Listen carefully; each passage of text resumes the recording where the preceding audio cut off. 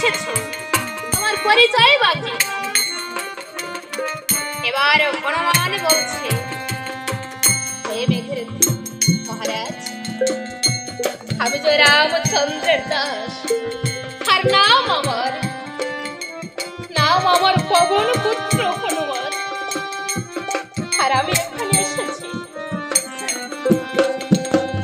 আমার প্রভু রামচন্দ্র দশমা যজ্ঞের ব্রতী হয়েছে, তাই এই যজ্ঞে একটু অষ্টম বর্ণের অশ্বের প্রয়োজন। তাই আমি আপনার নিকটে একটু অষ্টম বর্ণের অশ্ব নিতে এসেছি। যেই না হনুমান আমার প্রভুর কথা বলেছে, এবার মেঘরাজ বলছে, হনুমান তুমি আমার প্রভুর কারণে এখানে এসেছো। ও হনুমান, ওই দেখো আমার অশ্বশালা কত শত অশ্ব পড়ে আছে, তুমি ওখান থেকে তোমার মনের মতো একটা অশ্ব তুমি নিয়ে যাও।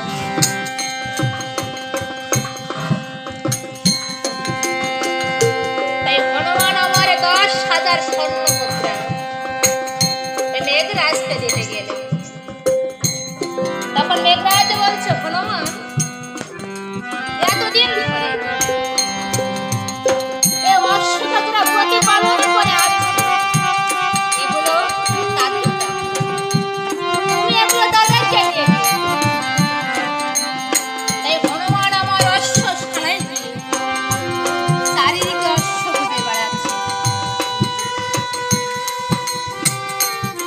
যেমন সবাই দেখে যে এক কোণে একটু অষ্টম বর্ণের অশ্ব দাঁড়িয়ে আছে। তাই হনুমান একজন প্রহরীকে ডাক দিয়ে বলছে,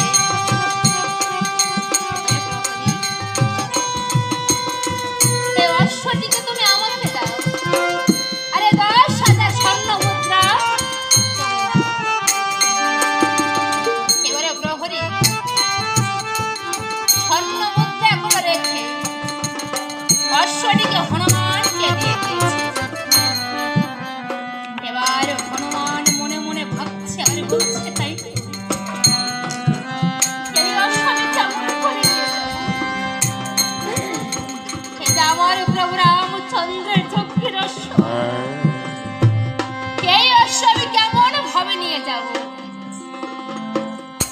তাই হনুমান আমার অশ্বটিকে মাথায় করে নিয়ে